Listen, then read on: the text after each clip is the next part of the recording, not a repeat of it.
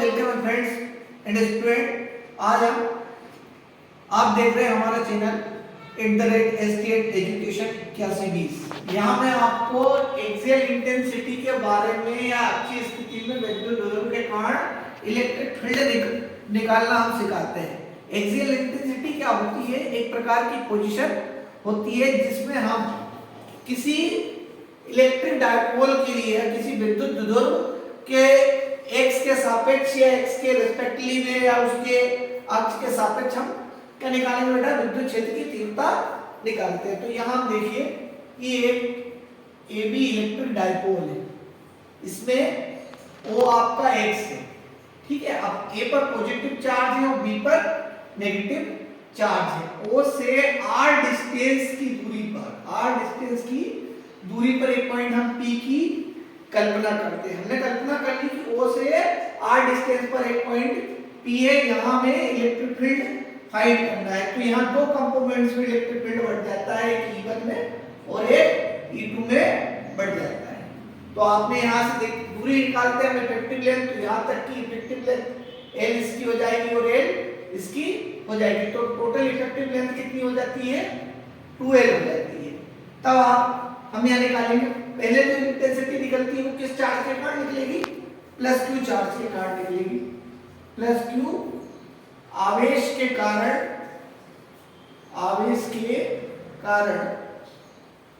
AP की दिशा में तीव्रता।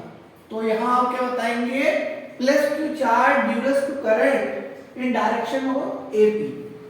यह कूलॉम के नियम के अनुसार चलेंगे। E1 = 1/4 pi epsilon 0 multiply Q upon AP square.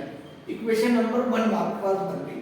अब लेकिन आप यहाँ देखते हैं कि जो AP की डिस्टेंस है उसको निकालते हैं। तो सबसे बड़ी डिस्टेंस है O से P, फिर O से A।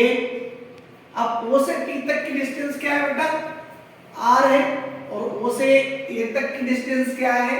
L है। तब E1 = हो जाता है 1/4 पाई एप्सिलॉन 0 मल्टीप्लाई, ठीक है, मल्टीप्लाई, ठीक है। फिर हम देख रहे हैं कि E1 = 1/4 pi epsilon 0 dot Q बटे R माइनस L स्क्वायर। ये सेकंड इक्वेशन आपके पास आ गई।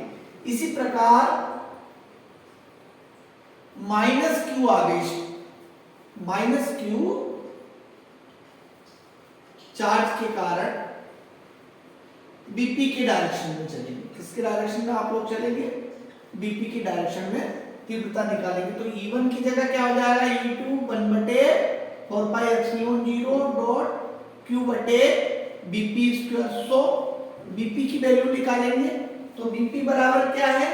सबसे बड़ी डिस्टेंस OP, हम अपोजिट डायरेक्शन में चल रहे हैं, इसकी माइनस माइनस क्या हो जाएंगे? प्लस हो जाएंगे। तो OP की डिस्टेंस R हो जाएगी और OB की डिस्टेंस L हो जाएगी। तब E2 = 1/4 pi epsilon 0 dot Q R plus L का होल स्क्वायर। इसे इक्वेशन नंबर हम 3 देंगे, इसे इक्वेशन नंबर 3 देंगे। तब आपके फाइनली जो इंटेंसिटी निकलेगी या फाइनली जो इलेक्ट्रिक फील्ड निकलेगा वो कोई पॉइंट P पे निकाला जाएगा। अतः बिंदु P पर विद्युत क्षेत्र की तीव्रता, विद्युत क्षेत्र की तीव्रता, तो E = क्या हो जाएगा? E1 plus E2। इसे इक्वेशन नंबर हम क्या रख देंगे? 4 रख देंगे। अब यहाँ E1 की वैल्यू आप देखो क्या है? 1/4 पाई एप्सिलॉन 0 Q बटे R माइनस L का होल स्क्वायर है बेटा। प्लस यहाँ देखिए E2 की वैल्यू क्या है? माइनस में ऑलरेडी, क्योंकि अब किस चार्ज पे चल रहे हैं? माइनस चार्ज में चल रहे हैं। तो 1/4 pi epsilon 0 dot minus Q R plus का L होल स्क्वायर। इसे इक्वेशन नंबर 5 देखिए। अब देखिए यहाँ ये माइनस के कारण ये वैल्यू चेंज हो जाएगी प्लस, ठीक है, मल्टीप्लाई होने के कारण 1/4 pi epsilon 0 dot Q R minus L का होल स्क्वायर माइनस का प्लस, प्लस का माइनस हो जाएगा मल्टीप्लाई होने के कारण।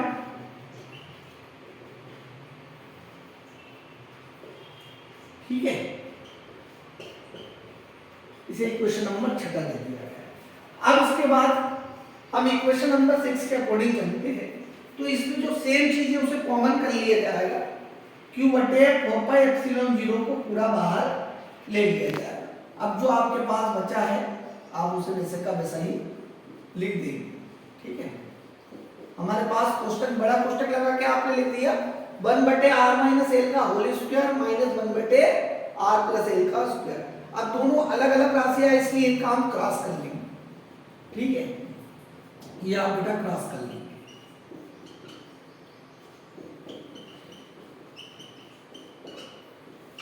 इन दोनों का मल्टीप्लाई हो जाएगा आर स्क्वायर एल स्क्वायर का होल स्क्वायर। इसे इक्वेशन नंबर 7 दे देंगे आप। ठीक है, अब इसके बाद आपने एक सरसमीका पढ़ी है कि a plus b whole square का मतलब क्या होता है। a plus b whole square एक सरसमीका है, इसका फार्मूला रहता है a square b square plus 2ab, a square b square plus 2ab। इसके अकॉर्डिंग हम जब इसको खोलते हैं तो q बटे 4 पाई एप्सिलॉन 0 तो ऑलरेडी है इसीलिए बड़ा कोष्टक लगाया।